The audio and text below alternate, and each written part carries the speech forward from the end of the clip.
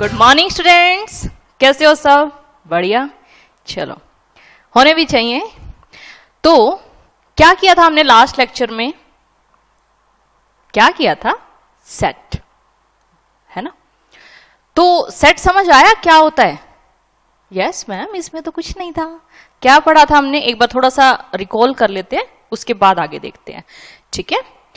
तो देखो, हमने पढ़ा था लास्ट लेक्चर में सेट, है ना? तो सेट होता क्या है? A well defined collection of object, है ना? ये क्लियर है सभी को? वेल डिफाइंड से मतलब क्लियर है? तो वेल डिफाइंड का मतलब क्या था? You are 100% sure whether a particular element belongs to your collection और नॉट, है ना? तो वेल डिफाइंड से मतलब क्लियर था कि आप 100% श्योर होने चाहिए, मतलब डाउट इतना सा भी नहीं होना चाहिए, 0.01% भी डाउट नहीं होना चाहिए, है ना? यू शुड बी 100% श्योर, ठीक है? ये बात क्लियर? वेल डिफाइन से मतलब क्लियर है? ओके। वेल डिफाइन क्या? कलेक्शन। कलेक्शन किसकी? ऑब्जेक्ट्स की, है ना? मैथ की लैंग्वेज में सबको ऑब्जेक्ट बोलते हैं, चाहे वो लिविंग थिंग हो चाहे वो नॉन लिविंग थिंग्स हो, ठीक है? उनकी कलेक्शन, और वो कैसी होनी चाहिए? वेल डिफाइन, ठीक है? जैसे मैंने एक एग्जांपल दिया था आप लोगों को होमवर्क में, तो करके आए हैं सभी? आपने पूछा अपने ब्रदर से क्या 5 टॉप एक्टर्स, ठीक है? अब बताओ आपके ब्रदर ने आपको क्या जवाब दिया होगा? उसने ब्रदर या सिस्टर, ठीक है? तो उनकी चॉइस कुछ और थी, आपका मानना कुछ और था, किसी और से जाके मैं पूछूं तो उसका मानना कुछ और था, राइट? तो मतलब ये पर्सन टू पर्सन वेरी कर रहे हैं। बात समझ आ रही है?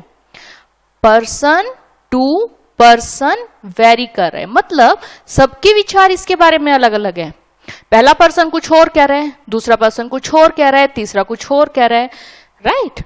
तो मतलब कि ये आपका सेट नहीं है।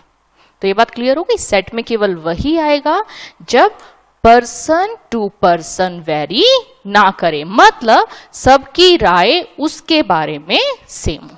यहां तक ओके है? इसमें किसी को कोई दिक्कत? ओके। फिर जैसे मैंने एक और एग्जांपल दिया था वोवल्स का। आप बताओ vowels A E I O you. आपने कहा ए ई आई ओ यू, आपके फ्रेंड ने क्या कहा? ए ई आई ओ यू, है ना? ए ई आई ओ यू। किसी और से अगर मैं पूछूंगी तो वो भी यही कहेगा, मतलब कि वोवल्स जो है ये पर्सन टू पर्सन वेरी नहीं करेंगे, मतलब सबकी राय इसके बारे में सेम होगी, ठीक है? यहां तक ओके है? तो सेट क्लियर है ना कि बोलते किसको है? एक वेल डिफाइंड कलेक्शन को, ठीक है? अब जैसे कुछ और एग्जांपल्स हमने किए थे, पास्ट प्राइम मिनिस्टर, है ना? आप बताओ पास्ट प्राइम मिनिस्टर बता सकते हैं ना कि कौन कौन से थे, लेकिन अगर उसमें से मैं ऐसे पूछने लगूं कि उसमें से बेस्ट कौन कौन सा था, ये टैलेंटेड कौन कौन सा था, तो आप नहीं बता सकते ना, सबकी राय उसके बारे में बदल जाएगी, तो उसको हम वेल डिफाइन नहीं बोलेंगे, मतलब वो हमारे सेट नहीं बनेंगे, ठीक है? एक और एग्जांपल देखो, जैसे बैट्समैन। अब देखो बैट्समैन है, आप कलेक्शन बना सकते हो, है ना? कौन कौन से बैट्समैन है, लेकिन उसमें से अगर मैं पूछूं बेस्ट कौन कौन से हैं, तो फिर पर्सन टू पर्सन वेरी करेगा, है ना? पहले पर्सन की उसके बारे में राय कुछ और होगी, दूसरे की राय कुछ और होगी, आपकी कुछ और होगी, राइट? तो मतलब ये पर्सन टू पर्सन वेरी कर रहा है, मतलब आप इसको सेट नहीं बोलोगे, ठीक है? अब मैंने कुछ बताया था आपको कि क्वालिटीज जो होती है, आई थिंक सबने राइट डाउन कर लिया होगा। क्वालिटी जो होती है, quality like honesty, beauty, rich, poor, bad, good, interesting, तो अगर इस टाइप की क्वालिटी आ जाए ना, क्योंकि क्वालिटी जो है वो पर्सन टू पर्सन वेरी करेगी, ठीक है? तो उस केस में वो सेट नहीं होता, ठीक है? अच्छा, 2-3 क्वेश्चन दिए थे मैंने होमवर्क के लिए, आई थिंक सबने ट्राई किए होंगे। चलिए, बहुत अच्छी बात है। तो कईयों की राय कुछ और होगी, तो आप देख लेना मेरे से राय मैच करती है या नहीं करती है, ठीक है? तो देखो, पहला एग्जांपल हमने किया था, person as more than 200 years, ठीक है? क्या दिया? पर्सन जिनकी एज मोर देन 200 ईयर्स है। अब बताओ, अपने अभी जो काल चल रहा है, आदिवासी काल की बात नहीं कर रही हूं, बहुत पुराने जमाने की बात नहीं कर, राम रावण के टाइम की, अब उस जमाने की बात नहीं, अभी की बात। अब बताओ, पर्सन जिनकी एज 200 ईयर से ज्यादा होगी, क्या कोई आएगा इसमें? नहीं। क्या आप 100% श्योर हो कि इस कलेक्शन में कोई नहीं आएगा? Yes ma'am, we are 100% sure कि इस कलेक्शन में कोई भी नहीं आएगा, राइट? तो देखो, पर्सन जिनकी एज 200 ईयर से ज्यादा है, इस कलेक्शन में कोई भी नहीं आएगा। आप ना आने के बारे में श्योर हो, यू आर 100% श्योर। तो श्योरिटी है ना, श्योरिटी है और सबकी राय इसके बारे में सेम होगी, तो ये सेट है। ठीक है, नेक्स्ट देखते हैं। पर्सन जिनकी हाइट 7 मीटर से ज्यादा, 7 मीटर, इमेजिन करो 7 मीटर, हो ही नहीं सकता, है ना? जिसकी सबसे लंबी हाइट है उसकी भी नहीं है इतनी हाइट, तो 7 मीटर, तो 7 फुट मान सकते हैं हम, 8 फुट होगी ज्यादा से ज्यादा, लेकिन 7 मीटर नॉट पॉसिबल। ठीक है, तो मतलब आप और हर कोई इसके बारे में सेम राय रखता है, तो ये भी सेट है, बशर्ते कि इसमें कुछ ना आए, लेकिन आप 100% श्योर हो ना, तो ये भी आपका सेट है। नेक्स्ट देखो, person who is married bachelor, देखो मैरिड भी है और बैचलर भी है। अब बताओ, साइमल्टेनियसली कोई हो सकता है कि मैरिड भी हो, शादी भी कर ली, रसगुल्ले भी खा लिए, मजा भी ले लिया, और बैचलर भी है ना? तो हो ही नहीं सकता, नॉट पॉसिबल। तो इसके बारे में भी सबकी राय सेम है।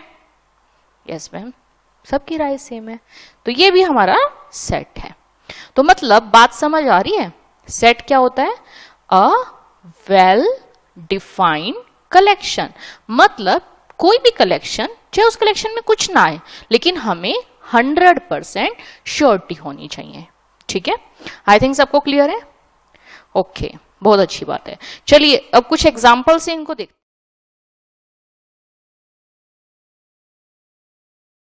हैं। फर्स्ट है, हमें बताना है इनमें से कौन से सेट है और कौन से सेट नहीं है।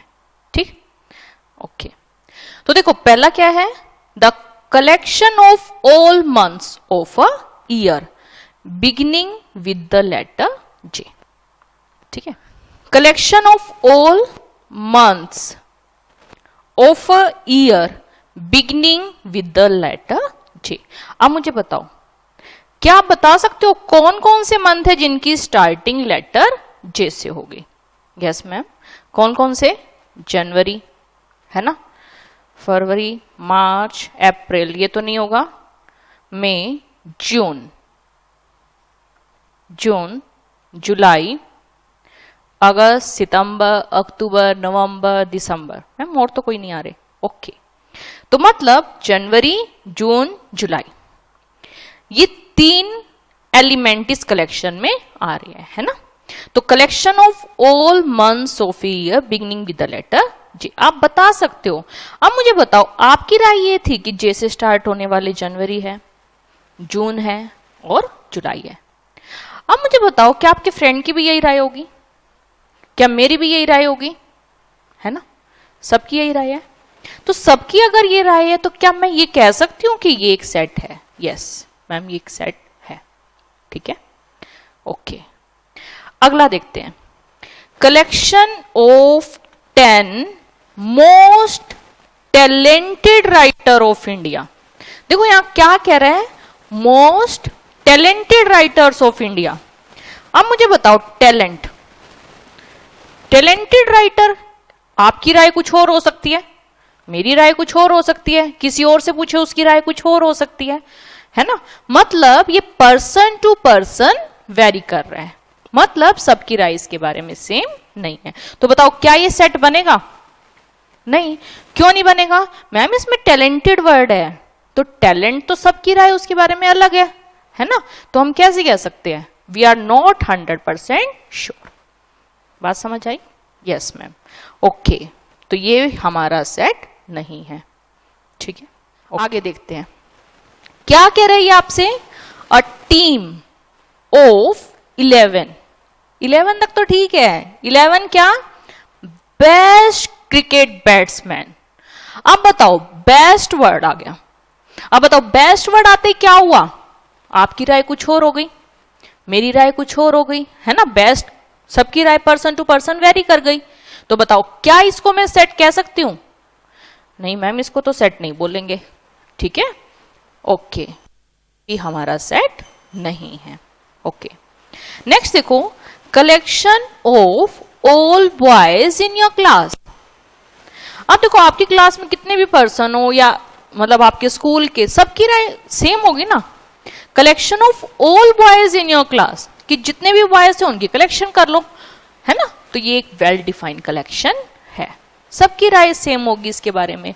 ठीक है, कोई भी डाउट नहीं है, जो बॉयज है ना, बॉयज की कलेक्शन करनी है। तो ये हमारा सेट है। Next thing, collection of all natural number less than 100।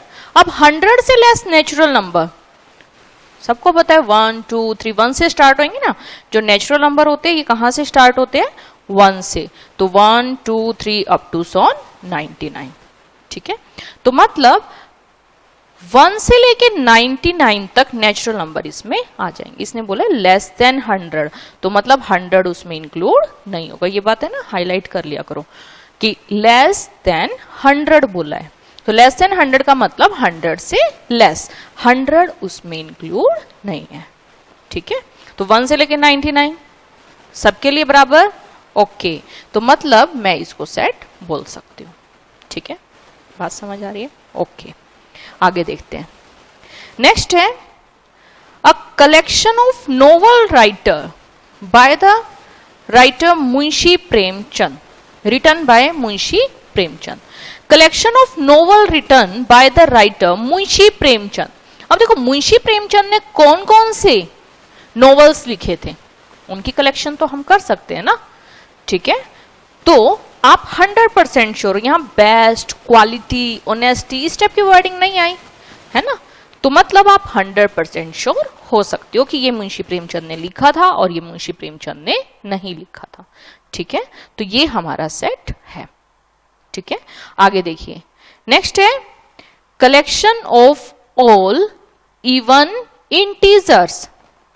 अब मुझे बताओ इवन भी हो और इंटीजर्स भी हो। पता है ना सभी को इंटीजर्स क्या होते हैं? नहीं पता तो मैं बता देती हूँ।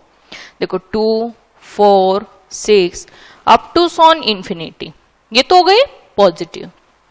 0 भी इवन है, -2 -4 up to so on negative infinity. ठीक है, तो इंटीजर में नेगेटिव पॉजिटिव सारी वैल्यूज आती है, लेकिन कंप्लीट होनी चाहिए। ठीक है, तो इसने बोला इवन इंटीजर्स। तो बताओ, आप बता सकते हो ना इवन कौन कौन से है? राइट, आप 1 को तो नहीं बोलोगे ना इवन, और सबकी राय उसके बारे में सेम है। तो बताओ क्या मैं इसको सेट बोल सकती हूँ, है ना। तो बताओ यस, ये भी हमारा सेट है। आगे देखते हैं, collection of questions in this chapter. एक पर्टिकुलर चैप्टर के सारे क्वेश्चंस की हमें कलेक्शन करनी है। आप बताओ क्वेश्चंस की कलेक्शन करनी, एक पर्टिकुलर चैप्टर आपको दे दिया तो सेम है ना, सबके लिए सेम है ना। तो ये हमारा सेट है, सबकी राय तो नहीं बदल जाएगी ना उसके बारे में। ठीक है, नेक्स्ट देखो, collection of most dangerous animal of the world. अब मुझे बताओ डेंजरस किसको बोलोगे? डेंजरस क्या आ गई? क्वालिटी आ गई ना, dangerous animal of the world. तो बताओ ये हमारा सेट हुआ? नहीं, है ना।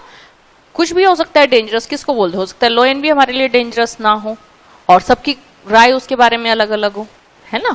और हो सकता है चींटी भी हमारे लिए डेंजरस हो जाए। ठीक, तो मतलब डेंजरस की कोई डेफिनेशन नहीं है, सबकी राय उसके बारे में अलग अलग होगी। तो ये हमारा सेट नहीं है। ठीक है, तो मतलब मैं इतना तो मान के चलूं कि आपको ये क्लियर हो गया है कि सेट होता क्या है ना। चलो तो बताओ मुझे फिर से, व्हाट इज सेट? मैम हमें बिल्कुल अच्छे से आ गया है। क्या आ गया है? A well defined collection. Well defined से मतलब हम 100% श्योर है कि whether a particular element belongs to our collection और नॉट, उसके आने के बारे में भी श्योर है और ना आने के बारे में भी। ठीक है, ओके, बहुत अच्छी बात है। चलिए आगे देखते हैं। अब ये तो हमने देख लिया कि जो सेट है वो क्या होता है। एक बार मैं यहां फिर से लिख देती हूं, सेट क्या होता है मैम? सेट होता है वेल डिफाइंड, ये नोट कर लेना, well defined collection of objects. ठीक है, well defined collection of objects. ठीक है, वेल डिफाइंड से मतलब क्लियर हो गया, ये इस तरीके से लिख लेना, well defined means you are 100% sure. Collection का मतलब तो क्लियर है, कलेक्ट करना, और ऑब्जेक्ट का मतलब मैथ की लैंग्वेज में everything, whether it is a living thing और नॉन लिविंग थिंग। तो मैथ की लैंग्वेज में सबको क्या बोलते हैं? ऑब्जेक्ट्स। यहां तक बताओ कोई दिक्कत? ये बात क्लियर हो गई? ठीक है, अब देखो हमने एक तरीका इसको कर लिया कि सेट को किस तरीके से लिखेंगे, हमें एलिमेंट्स पता चल गए क्या क्या आ गए। अब इसको रिप्रेजेंट करने के अलग अलग तरीके होते हैं। जैसे हमने जो एग्जाम्पल लिया था वोवल्स का, है ना, वोवल्स इन इंग्लिश अल्फाबेट। अब बताओ वोवल्स कौन कौन से थे? मैं एक बार लिख देती हूं, ए, ई, आई, ओ, यू, ये वोवल्स थे अपने। ठीक है, तो इनको लिखने का, अभी तो आपने क्या किया, मैंने सिंपल बस आपसे पूछा था कि इन वोवल्स की कलेक्शन बनानी है। ठीक है, अब इसको मैथ की लैंग्वेज में कैसे लिखते हैं? मैथ की लैंग्वेज में लिखने के लिए इसको लिखेंगे एक कर्ली ब्रैकेट से, curly bracket a, E, I, O, u, curly bracket बंद। ठीक है, और ए, यहां ये जो ए है इन जनरल कैपिटल लेटर्स में लिखा जाता है, तो ये आपका ए भी हो सकता है, बी, सी या एक्स, वाई, जेड, ले आप कुछ भी सकते हो, लेकिन इन जनरल जो लिखा जाता है वो ए, बी, सी या फिर एक्स, वाई, जेड। यहां लिख लीजिए इन जनरल, इन जनरल। ठीक है, ओके, ये बात क्लियर हो गई। ये जो वैल्यूज है ए, ई, आई, ओ, यू, इनको क्या बोला जाता है? इनको बोला जाता है ए, ई, आई, ओ, यू, ये है एलिमेंट्स ऑफ सेट। ठीक है, एलिमेंट्स भी कह सकते हो, मेंबर्स भी कह सकते हो, एलिमेंट्स या मेंबर ऑफ ए सेट। जैसे आपके फैमिली मेंबर वाला मैंने एग्जांपल दिया था, तो वो फैमिली के मेंबर्स है ना, तो ऐसे ये इस फैमिली के मेंबर है। ठीक है, और मैथ की लैंग्वेज में इसको एलिमेंट बोल देते हैं। ठीक, तो ये हो गई पूरी फैमिली और ये फैमिली के मेंबर्स। ठीक है, और एलिमेंट हम इन जनरल यूज करते हैं, मेंबर भी बोल सकते हैं। ठीक है, और हम कोमास यूज करते हैं, ए, ई, आई, ओ, यू, एलिमेंट्स के बीच में कोमास लगा के उनको अलग अलग कर देते हैं। बात समझ में आई किस तरीके से हम सेट को रिप्रेजेंट करते हैं? तो देखो क्या पढ़ा हमने, सेट को रिप्रेजेंट करते हैं capital letter A, B, C या फिर एक्स, वाई, जेड।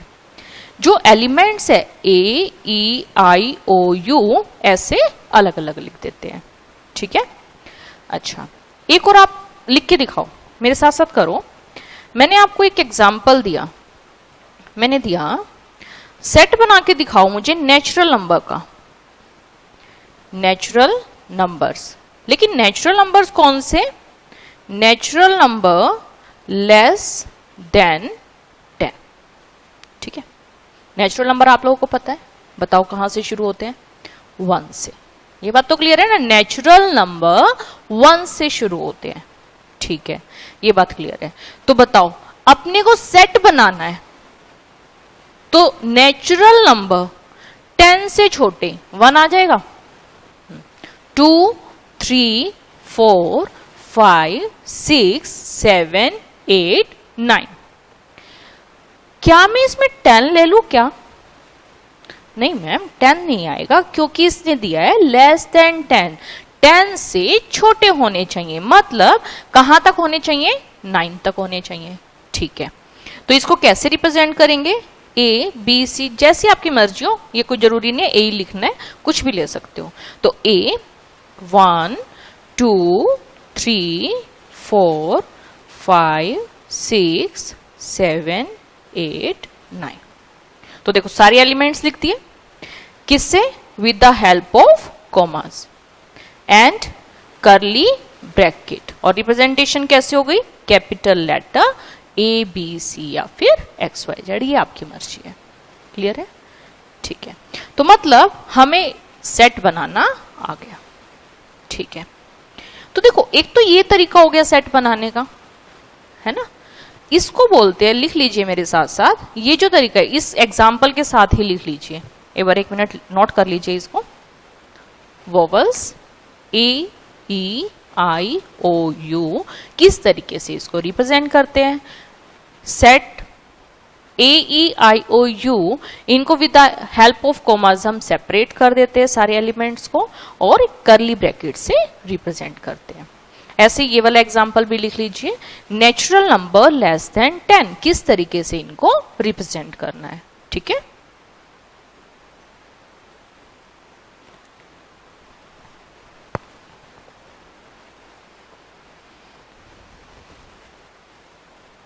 कर लिया नोट? ठीक है, अब देखिए ये जो आपने सारे एलिमेंट अलग अलग लिखे हैं, इसको बोलते हैं टेबुलर फॉर्म। यहां मैं लिख देती हूं, इसको बोलते हैं टेबुलर फॉर्म। टेबुलर फॉर्म, एक टेबल की फॉर्म में आपने सारे एलिमेंट्स अलग अलग कर दिए। ठीक है, टेबुलर फॉर्म, या फिर रोस्टर मेथड, रोस्टर फॉर्म भी कह सकते हो, रोस्टर मेथड भी कह सकते हो। तो ये हमारी कौन सी फॉर्म है, रोस्टर फॉर्म, मतलब जो हम सारे एलिमेंट्स ऐसे अलग अलग लिखते हैं तो उसको बोलते हैं रोस्टर फॉर्म।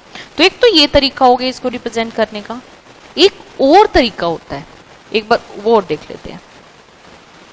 तो सेकंड मेथड है हमारे पास इसको रिप्रेजेंट करने का, यहां पे ऐसे लिखें, representation of A set, representation of a set. तो दो तरीके हमारे पास रिप्रेजेंट करने के, first one is tabular form, tabular form, या फिर आप इसको कह सकते हो रोस्टर फॉर्म, रोस्टर फॉर्म। ठीक है, दूसरा है set builder form, set builder form, या फिर आप इसको कह सकते हो रूल मेथड, रूल मेथड। ठीक है, नोट कर लीजिए। अब देखो अपना एग्जाम्पल क्या था, अपना एग्जाम्पल था वोवल्स का set, set of vowels, right. तो देखो हमने रोस्टर फॉर्म में इसको कैसे लिखा, ए ई आई ओ यू।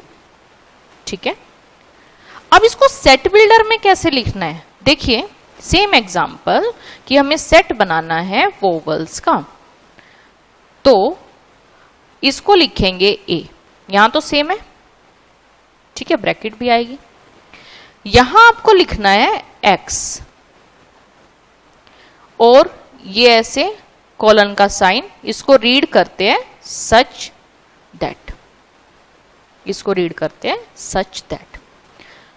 अब इसके आगे कुछ ऐसा लिखो कि केवल ये वैल्यू उसको सेटिस्फाई करे, ये जो भी है केवल वो उसको सेटिस्फाई करे। तो देखो अगर मैं ऐसा लिख दूं एक्स इज ए वोवल, तो बताओ यही एलिमेंट आएंगे ना, तो एक ये रिप्रेजेंटेशन होगी। बस आपको क्या करना है, एक्स फिर such that x is a vowel, x एक वोवल। तो देखो इसमें लैंग्वेज आपकी कुछ भी हो सकती है, जरूरी नहीं है कि जो बुक में दे रखी है वही लैंग्वेज हो, बस इतना सा ध्यान रखना है कि केवल ये एलिमेंट उसको सेटिस्फाई करे, इनको छोड़ के सिंगल एलिमेंट भी इसको सेटिस्फाई ना करे। ठीक है, यह बात ये लिख लो आप कि कुछ ऐसा लिखना इधर, कुछ ऐसा कि केवल ये एलिमेंट उसको सेटिस्फाई करे, इनको छोड़ के, मतलब जिसको भी आप सेट बिल्डर में चेंज कर रहे हो, केवल वो एलिमेंट, उनको छोड़ के सिंगल एलिमेंट भी उसको सेटिस्फाई ना करे। ठीक है, लिख लो ये। ओके, बात समझ आ गई? तो ये दो तरीके की रिप्रेजेंटेशन होती है, सिंपल। ठीक है, अब ये जो आपके एलिमेंट थे ए, ई, आई, ओ, यू, ये एलिमेंट थे ना आपके। ठीक है, अब मैं कहूं कि जैसे आपका ये मेंबर है, देखो मैं ये कह रही हूं ना, ए इस सेट का मेंबर है ना। ई बताओ, ई भी इस सेट का मेंबर है या इस सेट का एलिमेंट है? आई भी इस सेट का एलिमेंट है, ओ भी इस सेट का एलिमेंट है और यू भी इस सेट का एलिमेंट। ठीक है, अब मुझे बताओ बी इस सेट का एलिमेंट है क्या? नहीं मैम, बी तो इस सेट का एलिमेंट नहीं है। तो इस बात को मैं मैथमेटिकली कैसे लिखूंगी? बात समझ आ रही है? ए मेंबर है, ई मेंबर है, ये बात बताने के लिए मुझे मैथ में क्या सिंबल यूज करना है। तो वो देखिए, सिंबल हम यूज करते हैं, मान लिया मुझे बताना है ए इस सेट का मेंबर है या इस सेट का एलिमेंट है, तो मैं क्या बोलूंगी?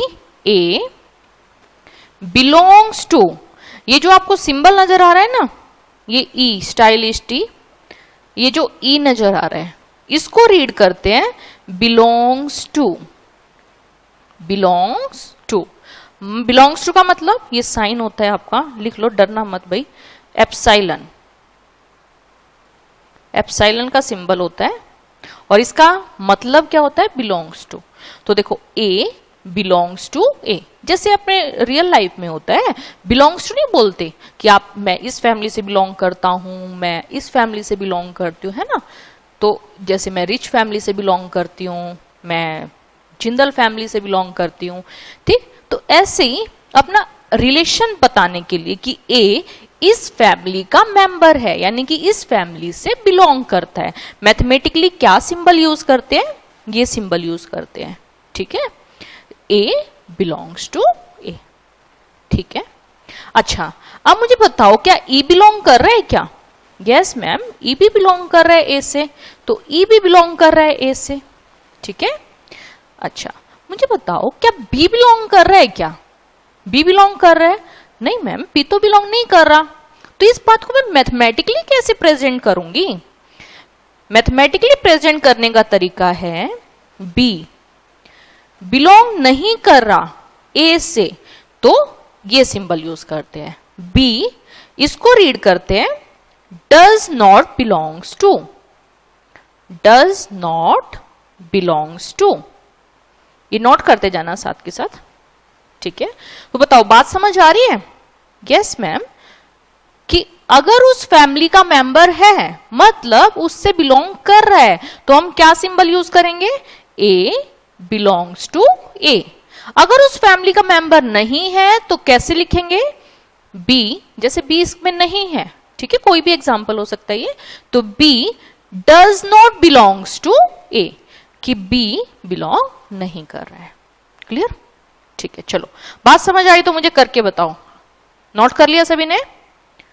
ठीक है, अब हमारा जो दूसरा एग्जाम्पल था कौन सा था? Natural number. Natural numbers less than 10। तो बताओ इस सेट में हमने क्या क्या लिखा था? मैम हमने इसमें लिखा था, तो लिख दो ना, 1 2 3 4 5 6 7 8 9, है ना, ये लिखा था। अब बताओ मुझे क्या 4 इस फैमिली का मेंबर है?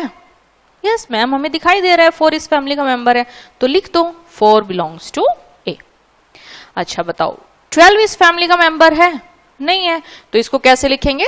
12 डज नॉट बिलोंग्स टू ए। ठीक है, सिंपल, क्लियर?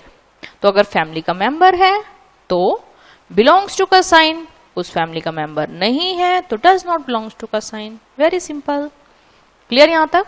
ओके, ठीक है, यहां तक बताओ किसी को कोई दिक्कत? नहीं मैम, यहां तक तो कोई दिक्कत नहीं है। ठीक है, दोनों फॉर्म क्लियर हो गई। अच्छा, अगर मैं आपसे कहूं कि ये तो हमारी हो गई कौन सी? टेबुलर फॉर्म, टेबुलर फॉर्म, है ना।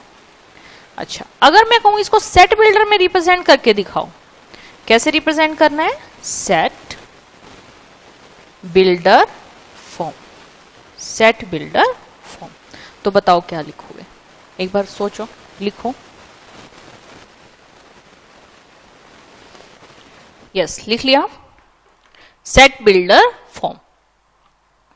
तो देखो ये क्या बताया मैंने, कुछ भी मर्जी लिखो, बस कुछ ऐसा लिखो कि केवल ये एलिमेंट उसको सेटिस्फाई करे, इनको छोड़ के सिंगल वैल्यू भी उसको सेटिस्फाई ना करे।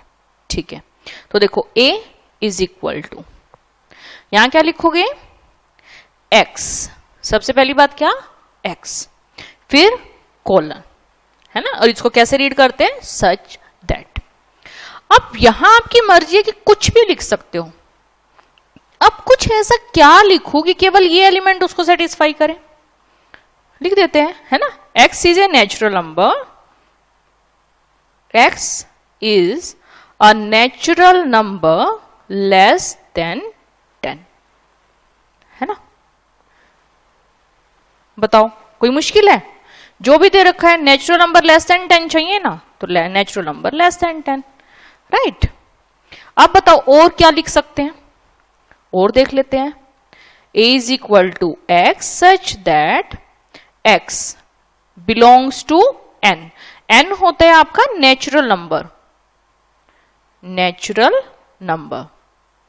तो देखो x क्या है? एक नेचुरल नंबर है, ये इस बात से क्लियर होगा कि x जो है वो किसका मेंबर है? नेचुरल नंबर का। और केवल इससे तो बात नहीं बनी ना, नेचुरल नंबर तो है लेकिन कैसा? x less then 10, strictly less than 10, 10 से छोटा है, यानी कि कहां तक है? 9 तक है। क्लियर? तो आपकी जो बुक है उसमें आपकी प्रेजेंटेशन ये भी हो सकती है, ये भी हो सकती है, तो इसमें कोई डरने वाली बात नहीं है, सबके अलग अलग व्यूज हो सकते हैं, बट कुछ ऐसा लिखना है कि केवल ये एलिमेंट उसको सेटिस्फाई करे। ठीक, और बताओ, और सोचो क्या लिख सकते हैं। a is equal to x such that, अगर मैं कहूं x क्या है? एक इंटीजर है, इंटीजर को i से भी डिनोट कर सकते हैं या फिर आप यहां पे लिख लो z से भी डिनोट कर सकते हैं। ठीक है, लेकिन इंटीजर कैसा?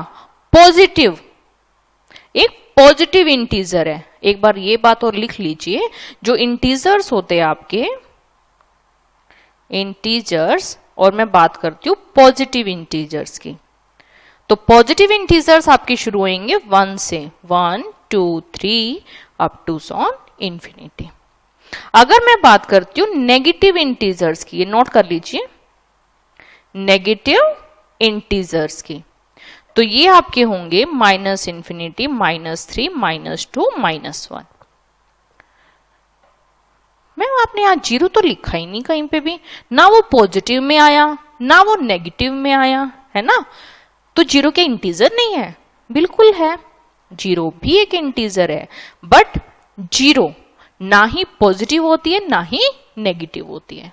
ठीक है, तो अगर आपसे केवल पॉजिटिव की बात करें ना, तो कहां से शुरू करना है? 1 2 3 up to on infinity. Negative integer की बात करें तो -1 -2 up to on minus infinity.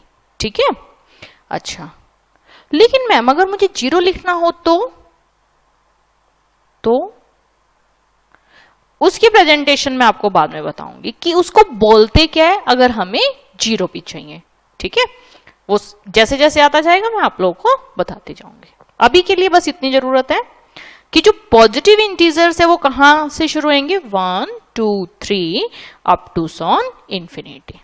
ठीक है, अच्छा मुझे एक बात बताओ, क्या ये जो आपको पॉजिटिव इंटीजर नजर आ रहे हैं 1 2 3, क्या ये आपको नेचुरल नंबर के जैसे दिख रहे हैं क्या?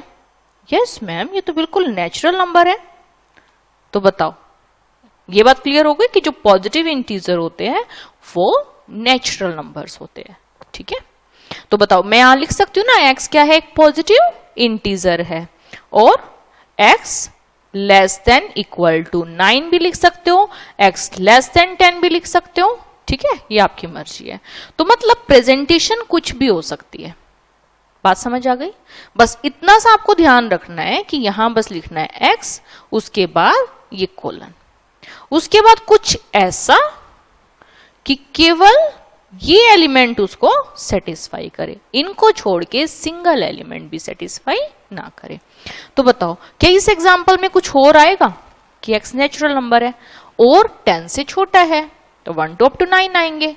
इसमें भी एक इंटीजर है, लेकिन कैसा इंटीजर है? पॉजिटिव इंटीजर है, तो 1 से ही शुरू होगा और 1 to up to 9 तक आएगा।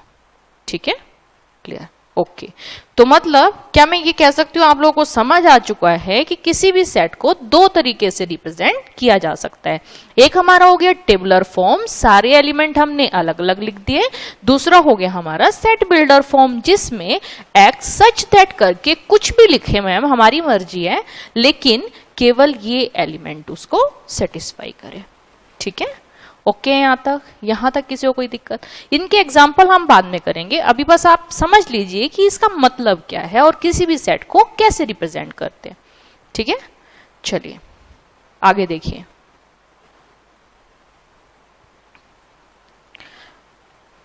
देखो मेरा जो फर्स्ट एग्जाम्पल था, फर्स्ट एग्जाम्पल कौन सा? Set of vowels, set of vowels. ठीक है, अब बताओ सेट ऑफ वोवेल्स में कौन कौन सी वैल्यू आपके पास आई थी? सेट ऑफ वोवेल्स में मैम आया था ए, ई, आई, ओ, यू, है ना? तो सेट ऑफ वोवेल में आया था ए, ई, आई, ओ, यू। ठीक है, अच्छा मुझे बताओ क्या आप इनको काउंट कर सकते हो क्या? यस मैम, 5 ही तो है, इसमें क्या बड़ी बात है? ओके, मतलब आप बता सकते हो ना कि ये 5 है, काउंट कर सकते हो। तो इसको क्या बोलते हैं? जब आप काउंट कर सकते हो तो उसको क्या बोलते हैं? Finite set. क्या बोलते हैं? Finite set. तो बात समझ आ रही है? फाइनाइट सेट क्या होता है? जिसमें finite number of element. Finite set कौन सा? Finite number of elements. ठीक है, ये यहां लिख लीजिए हेडिंग डाल के, types of set. First one हो गया फाइनाइट सेट। फाइनाइट सेट कौन से? जिसमें फाइनाइट नंबर ऑफ एलिमेंट्स हो, या फिर आप कह सकते हो जो काउंटेबल हो, मतलब आप जिनको काउंट कर सको, है ना? इनको काउंट कर सकते हो 1 2 3 4 5। ठीक है, ओके। तो मैम इनफाइनाइट में कौन से आएंगे? जैसे मैंने आपको एक और एग्जांपल दिया, मैंने आपको बोला बनाओ set of natural numbers, set of natural numbers. अब मुझे बताओ इसमें नेचुरल नंबर कितने होते हैं? मैम 1 2 3 4 5, बहुत सारे नेचुरल नंबर। अच्छा 1000 से बड़े भी होते हैं क्या? Yes ma'am. 1 लाख से भी बड़े होते हैं? Yes ma'am. मतलब कहीं इनका एंड है? नहीं, तो ये चलते ही जाएंगे ना, कहीं पे भी एंड नहीं हो रहे, तो ये क्या है? इनफाइनाइट सेट है, कहीं इनका एंड नहीं है, जहां पे भी पहुंच गए उससे नेक्स्ट हम बता सकते हैं, है ना? तो मतलब कहीं पे भी इनका एंड नहीं है, आप काउंट नहीं कर सकते कितने हैं, राइट? तो बताओ सेट ऑफ नेचुरल नंबर, तो इनको कैसे लिखते हैं सेट की फॉर्म में? ए इक्वल टू 1 2 3। अब देखो इससे तो क्लियर हो गया ना, 1 2 3 नेचुरल नंबर है, लेकिन अब इनफाइनाइट में कैसे लिखूं? टेबुलर फॉर्म में नहीं लिख सकती, तो इसको रिप्रेजेंट करने का हमारे पास तरीका होता है 3 डॉट्स। तो यहां लिख लीजिए, ये हम लगा देते हैं 3 डॉट्स। तो इन 3 डॉट्स का मतलब होता है इनफाइनाइट, मतलब ये आगे चलता जाएगा, राइट? तो 1 2 3 अप टू सो ऑन। तो इसको ऐसे पढ़ते हैं up to so on, up to so on. Clear? तो 3 डॉट्स का मतलब इनफाइनाइट तक ये चलते जाएंगे। तो मतलब क्या मैं ये कह सकती हूं इनफाइनाइट सेट कौन से होते हैं? जिसमें इनफाइनाइट नंबर ऑफ एलिमेंट हो, जो अनकाउंटेबल हो, जिनको आप काउंट नहीं कर सकते। ठीक है, तो लिख लीजिए सेकंड है हमारा इनफाइनाइट सेट। ठीक है, तो इनफाइनाइट सेट कौन सा होता है? इनफाइनाइट सेट होता है जिसमें इनफाइनाइट नंबर ऑफ एलिमेंट्स हो, इनफाइनाइट नंबर ऑफ एलिमेंट्स, या फिर मैं ऐसा बोल सकती हूं जो काउंटेबल हो। ठीक है, तो ये लिख लीजिए जो अनकाउंटेबल हो, सॉरी अनकाउंटेबल, जिनको हम काउंट नहीं कर सकते। एक बार इतना नोट कर लीजिए।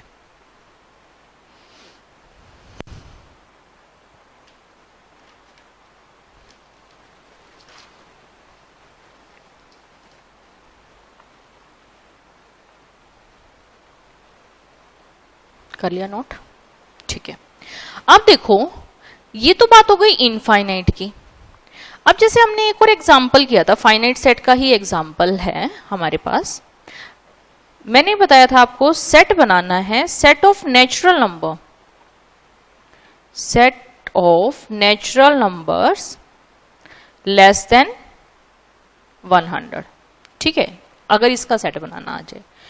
अब बताओ लेस देन 100, तो आपको पता है कि इसमें क्या क्या आएगा? यस मैम, हमें पता है लेस देन 100। पहली बात तो ये क्या आ गया? लेस देन क्या? 100। 100 से लेस मतलब 100 इसमें इंक्लूड नहीं है। ठीक है, तो बताओ इसमें क्या क्या लिखोगे? मैम इसमें आएगा 1 2, मैम 99 तक आएंगे, है ना? अब 99 तक आप ऐसे 1 2 3 4 5 काउंटिंग थोड़ा ना सीखनी हमें, है ना? तो मतलब 99 तक आप ऐसे तो रिप्रेजेंट नहीं करोगे, तो इसको लिखने का तरीका है आप इसको ऐसे करके अप टू सोन 98 99। तो मतलब अगर आपने 3 डॉट्स लगा के आगे कुछ लिख दिया ना, तो वो तो हो जाएगा फाइनाइट। लेकिन आपने 3 डॉट्स लगा के यहीं पे छोड़ दिया ना, इसका मतलब है अप टू सोन चलते जाएंगे।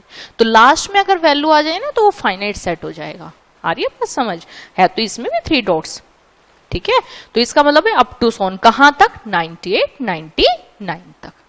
ठीक है, तो ये दोनों रिप्रेजेंटेशन समझ आई कि अगर फाइनाइट सेट है लेकिन बहुत ज्यादा वैल्यू है तो उसको कैसे रिप्रेजेंट करना है, इनफाइनाइट वैल्यू है तो उसको कैसे रिप्रेजेंट करना है। ठीक है, तो ये भी बात लिख लीजिए, ये नोट कर लीजिए, इंपोर्टेंट नोट, कि अगर अपना सेट ऐसा है बहुत ज्यादा एलिमेंट है जिनको हम ऐसे अलग अलग करके नहीं शो कर सकते, तो कैसे लिखेंगे? 1 2 3, 2-3 वैल्यू लिखी, उसके बाद 3 डॉट्स और उसके बाद लास्ट वैल्यू। ठीक है, अच्छा ये बताओ अब इसमें कितने नंबर ऑफ एलिमेंट है? मैम 99 है। तो 99 है मतलब आप काउंट कर सकते हो, काउंटेबल है, तो ये कैसा सेट हुआ? Finite set. तो ये किसका एग्जाम्पल है? फाइनाइट सेट का। यहां तक बताओ कोई दिक्कत नहीं? मैम ये हमें क्लियर हो गया, फाइनाइट सेट जिनको हम काउंट कर सके और इनफाइनाइट सेट जिनको हम काउंट नहीं कर सके। ठीक है, ओके, चलिए आगे। नेक्स्ट है, next singleton set. Singleton set, singleton set देखो नाम से क्लियर है, सिंगल सिंगल है ना, नाम से क्लियर है, सिंगल। सिंगल मतलब 1, तो जिसमें केवल एक ही एलिमेंट हो उसको क्या बोलते हैं? Singleton set. तो अगर मान लिया केवल ए है किसी सेट में, केवल ए, केवल एक ही एलिमेंट है, तो इसको क्या बोलेंगे? Singleton set. अगर मान लिया केवल 3 है किसी सेट में, तो इसको क्या बोलेंगे? Singleton set. अगर केवल 1 है तो इसको भी क्या बोलेंगे? Singleton set. तो यहां सिंगलटन सेट से मतलब है कि जिसमें सिंगल एलिमेंट हो। ठीक है, जरूरी नहीं है कि 1 ही हो, 3 भी हो सकता है, 5 भी हो सकता है, लेकिन एक ही एलिमेंट हो। ठीक है, तो सिंगलटन सेट का मतलब जिसमें set having single element, set having single element. Note करते जाना अपनी नोटबुक में, सेट हैविंग सिंगल एलिमेंट। ठीक है, आगे देखिए, नेक्स्ट है नल सेट। नल सेट को हम वॉइड सेट भी बोलते हैं, वॉइड सेट या फिर empty set, empty set. Empty set होता है जिसमें कुछ भी ना हो। जैसे जो 3 अच्छे अच्छे एग्जाम्पल हमने लिए थे, क्या लिया था? पर्सन जिनकी एज 200 ईयर से ज्यादा हो। अब बताओ कौन कौन आएगा उसमें? कोई भी नहीं आएगा। किसकी एज 200 से ज्यादा है? कोई भी नहीं है, राइट? तो उसको हम क्या बोलेंगे? नल सेट, कुछ भी नहीं है। ठीक है मैम, वो सेट तो है ना, और आपने कहा था कि सेट को तो ब्रैकेट में लिखते हैं, तो उसको कैसे लिखेंगे? अरे शांति, बताते हैं। ओके, अच्छा दूसरा एग्जाम्पल हमने क्या किया था, याद है क्या? कि पर्सन जिसकी हाइट 7 मीटर से ज्यादा। अब 7 मीटर से हाइट ज्यादा कोई भी नहीं आएगा, राइट? तो ये भी क्या हुआ? Empty set. ठीक है, सेट तो है मैम, क्योंकि हम 100% श्योर है, लेकिन क्या वो सेट है तो उसको हम लिखेंगे कैसे? शांति। हाँ, अब इससे नेक्स्ट देखो, इससे नेक्स्ट क्या था? Person who is married bachelor, मतलब मैरिड भी है और बैचलर भी है, नॉट पॉसिबल। लेकिन हम 100% श्योर है मैम, वो सेट तो है, लेकिन हम लिखेंगे कैसे? अरे लिख रहे हैं ना, थोड़ी शांति। ओके चलो देखो, इतना तो क्लियर है, सेट है। ओके, तो यानी कि उसमें ब्रैकेट तो आएगी, ठीक है, लेकिन अंदर क्या लिखेंगे? अंदर तो कुछ भी नहीं है लिखने के लिए। तो भाई यही तो है रिप्रेजेंटेशन, सेट तो है लेकिन अंदर लिखने के लिए कुछ भी नहीं है। ठीक है, तो इसको देखो, जो एम्प्टी ब्रैकेट होती है ना, इसको लिखने में थोड़ा सा अगर मान लिया इसके अंदर पॉइंट भी लग गया तो वो एम्प्टी नहीं रहेगा, कुछ भी नहीं होना चाहिए, मतलब ये पॉइंट भी नहीं होना चाहिए। ठीक है, तो इसको लिखने में थोड़ी सी दिक्कत हो जाती थी, कोई गलती से भी कुछ लिख देता था तो गड़बड़ हो गई ना। इसमें कई सोचते हैं कि 0 लिख देते हैं, अरे 0 भी नहीं लिखनी, 0 लिखते ही क्या बन जाएगा? एलिमेंट, कि इसमें 0 है तो मतलब ये भी नहीं लिखना। तो इसकी रिप्रेजेंटेशन ऐसे कर दी, ये ऐसे 0 लगा के इसके बीच में डंडा। ठीक है, इसको रीड करते हैं PHI 5, हिंदी में भी लिख देती हूँ 5, नोट कर लीजिए 5। ठीक है, तो एम्प्टी सेट को कैसे रिप्रेजेंट करते हैं? 5 से मतलब उसमें कुछ भी नहीं है। ठीक है, अच्छा अगर आपने इसको ऐसे लिख दिया ना, ऐसे, तो ये भी आपका गलत हो जाएगा, मतलब आप 5 को ब्रैकेट के अंदर नहीं लिख सकते। ब्रैकेट के अंदर लिखते क्या मतलब बन गया? 5 इसका एलिमेंट बन गया, यानी कि इस सेट में क्या है? एक सिंगल एलिमेंट है, तो ये क्या बन जाएगा? सिंगलटन सेट बन जाएगा, तो ये एम्प्टी सेट नहीं रहेगा। तो यहां लिख लो, ये एम्प्टी सेट नहीं है, नॉट एम्प्टी सेट, ये एम्प्टी सेट नहीं है। ठीक है, ओके, यहां तक क्लियर है? अच्छा, ये भी साथ में लिख लो, अगर 0 है तो ये भी आपका एम्प्टी सेट नहीं है, ये भी आपका एम्प्टी सेट नहीं है। क्लियर है ये बात? तो जब कुछ भी नहीं होता और हम 100% श्योर होते हैं, तो देखो 100% श्योर है तो वो सेट तो है, क्योंकि हम 100% श्योर है, लेकिन उसको लिखेंगे कैसे? या तो हम ऐसे एम्प्टी ब्रैकेट डाल देंगे या फिर 5 सिंबल यूज करेंगे। ठीक है, तो बताओ यहां तक किसी को कोई दिक्कत? तो हमने अभी तक 4 तरह के सेट पढ़े, कौन कौन से? First, finite set. Finite set किसको बोलते हैं मैम? जिनको हम काउंट कर सके, मतलब 1 2 3 4 या 1000 हो सकते हैं, 2000 हो सकते हैं, लेकिन हम काउंट कर सकते हैं, तो उनको क्या बोलते हैं? Finite set. ठीक, इनफाइनाइट सेट जिसमें इनफाइनाइट नंबर ऑफ एलिमेंट हो। इनफाइनाइट नंबर ऑफ एलिमेंट से मतलब जैसे नेचुरल नंबर 1 2 3 हमें नहीं पता कितने हैं, राइट? ओके, तीसरा हमारा क्या हो गया? Singleton set. सिंगलटन सेट कौन सा? जिसमें एक सिंगल एलिमेंट। मैम इसके नाम से क्लियर है, क्या क्लियर है तो बताओ ना। इसके नाम से क्लियर है कि एक सिंगलटन सेट है, मतलब इसमें एक सिंगल एलिमेंट है। ओके, फोर्थ हमने पढ़ा नल सेट, या इसको वॉइड सेट भी बोलते हैं या एम्प्टी सेट भी बोलते हैं। तो एम्प्टी सेट से मतलब कुछ भी नहीं है, और इसको कैसे लिखेंगे? या तो एम्प्टी ब्रैकेट से या फिर सिंबल 5 से। ठीक है, यहां तक बताओ कोई दिक्कत? नो मैम, यहां तक तो कोई दिक्कत नहीं। ओके, आगे बढ़े, चलो आगे बढ़ते हैं। तो नेक्स्ट है हमारा इक्वल सेट, इक्वल सेट। तो इक्वल सेट क्या होता है?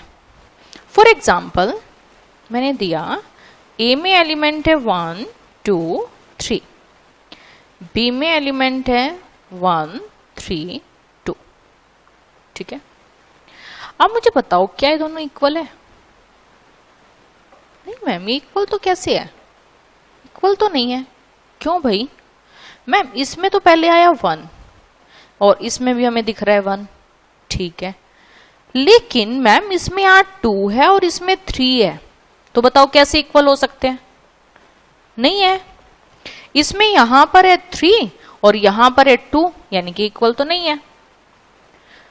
तो नोट करो, इक्वल सेट 1 2 3 1 3 2 आगे पीछे करके लिख दो, सेट में कोई मैटर नहीं करते, ठीक है। 1 3 2 लिखो, 3 2 1 लिखो, 1 2 3 लिखो, 1 3 2 लिखो, सब एक ही बात होती है, ठीक। तो क्या चेक करते हैं इसमें? मुझे बताओ नंबर ऑफ एलिमेंट कितने हैं? Number of element, number of elements in set ए कितने हैं?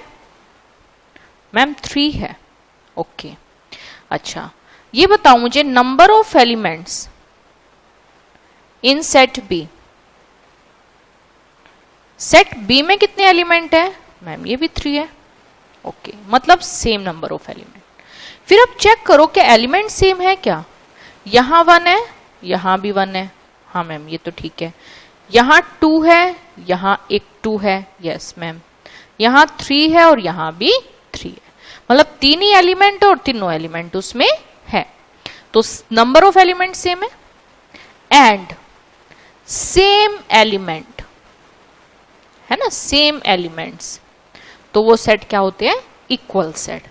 तो इक्वल सेट कौन से होते हैं? Same number of element and same element, ठीक है।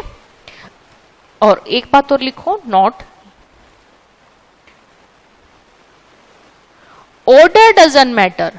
आपने 1 2 3 किया, 1 3 2 किया, 2 3 1 किया, ये कोई मैटर नहीं करता। तो लिखिए इन set order doesn't matter, order doesn't matter, order matter नहीं करता, ठीक है। दूसरी बात देखो, ये तो बात क्लियर हो गई कि किस ऑर्डर में बोल रही है, कोई मैटर नहीं करता। अगर मान लिया ये सेट होता, एक सी सेट और बना लेते हैं हम इधर, जिसमें मैंने एलिमेंट लिखा 2 3 1, तो ये भी आपका इक्वल होगा, मतलब A equal to B equal to C, तीनों ही सेम है, ठीक है। ये बात तो क्लियर हो गई, ठीक है। तो मैम आप कहना क्या चाह रहे हो? मैं कहना ये चाह रही हूं कि अगर मान लिया यहां एक और सेट होता डी सेट, और उसमें वैल्यू होती 1 1 2 3, ठीक है। अब बताओ ए बी सी, क्या ये डी के इक्वल है? नहीं मैम, इसमें तो 1 2 3 4 4 एलिमेंट है यहां तो, लेकिन इसमें तो 3 एलिमेंट है, ये तो गड़बड़ हो गई। ओके, ये तो गड़बड़ हो गई। नहीं, लिखो ये पॉइंट। देखो इस सेट में 1 और 1 दो बार आ गया, सेम एलिमेंट है। लिखो सेट में रिपीटेशन भी मैटर नहीं करती, मतलब ये डिफरेंट एलिमेंट है वही लिखोगे, यानी कि क्या लिखोगे? 1 2 3। तो लिखो इन सेट रिपीटेशन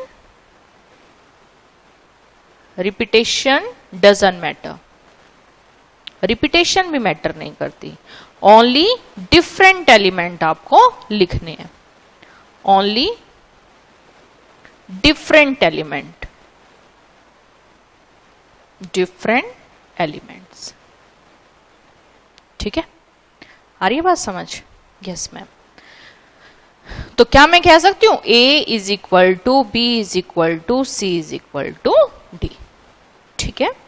तो इक्वल सेट कौन से होते हैं? Same element and same number of elements, ठीक है।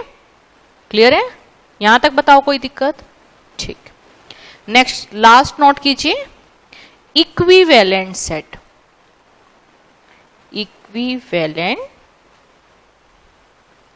इक्विवेलेंट सेट फॉर एग्जाम्पल मैंने लिया A है 1 2 3 और B में एलिमेंट है A B C, ठीक है, ओके। अब मुझे बताओ number of element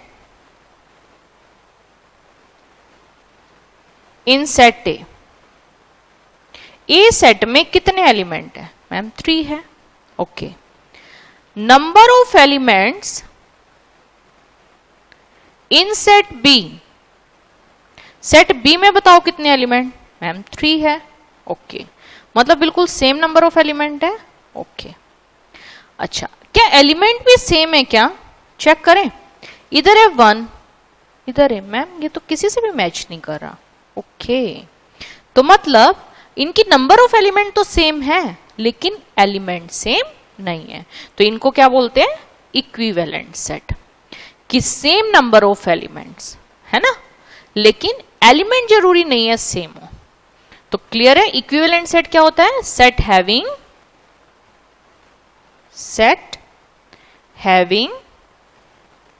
same number of elements, बस। और इक्वल सेट कौन से होते हैं? Same number of element and same element, ठीक है। अच्छा, एक बात और ये लिख लीजिए, ये जो नंबर ऑफ एलिमेंट्स होते हैं ना, इनको हम बोलते हैं number of elements in A set, उसको हम बोलते हैं कार्डिनल नंबर। कार्डिनल नंबर, तो कार्डिनल नंबर ऐसे डिनोट करते हैं एन ए, यहां स्मॉल एन ब्रैकेट ए। तो कितना कार्डिनल नंबर है इसका? 3। तो कार्डिनल नंबर मतलब number of elements in A set. इसका बताओ मुझे कार्डिनल नंबर, बी का, इसका भी कार्डिनल नंबर 3, ठीक है। आई होप ये सब समझ आया होगा। तो एक बार फिर से देख लेते हैं हमने क्या क्या पढ़ा आज, कि किसी सेट को कैसे कैसे रिप्रेजेंट करते हैं। तो देखो 2 तरीके हमने देखे, कौन कौन से? Tabular form and set builder form, right. तो टेबुलर फॉर्म क्या होता है? सारे एलिमेंट्स अलग अलग करके लिखना। और सेट बिल्डर फॉर्म क्या होता है? एक्स सच दैट, फिर कुछ ऐसा कि केवल वो एलिमेंट उसको सेटिस्फाई करे, उनको छोड़ के सिंगल एलिमेंट भी उसको सेटिस्फाई ना करे। ये बात क्लियर हो गई थी? ओके, आगे देखो। नेक्स्ट हमने पढ़ा टाइप्स ऑफ सेट। तो कौन कौन से सेट हमने पढ़े? Types of set, finite set. Finite set कौन से होते हैं? जिनमें फाइनाइट नंबर ऑफ एलिमेंट हो, मतलब आप जिनको काउंट कर सको, और इनफाइनाइट नंबर ऑफ एलिमेंट जिनको आप काउंट ना कर सको। इसमें किसी को कंफ्यूजन नहीं? ओके, आगे देखो। नेक्स्ट है सिंगलटन सेट। मैम इसके तो नाम से ही क्लियर है, सिंगलटन मतलब सिंगल एलिमेंट, और एम्प्टी सेट मतलब कुछ भी नहीं है, ठीक है। और इसको कैसे रिप्रेजेंट करते हैं? With the symbol 5। ओके, यहां तक ठीक है। इक्वल सेट कौन से होते हैं? जिसमें सेम नंबर ऑफ एलिमेंट हो, यानी कि जिनका कार्डिनल नंबर सेम हो और एलिमेंट भी सेम हो। जैसे 1 2 3 1 3 2, same number of element and same element. तो सेट में रिपीटेशन भी मैटर नहीं करती और ऑर्डर भी मैटर नहीं करता, आप किस ऑर्डर में बोल रहे हो, राइट। और नेक्स्ट है इक्विवेलेंट सेट। इक्विवेलेंट सेट क्या होते हैं? Same number of element, element same हो ये जरूरी नहीं है, ठीक है। यहां तक किसी को कोई दिक्कत? तो आज होमवर्क कुछ भी नहीं है, बस ये जो आज सारा लिखा है इसको फिर से रिपीट करना है, मतलब सारा रिवाइज करना है, ठीक है। Okay, thank you.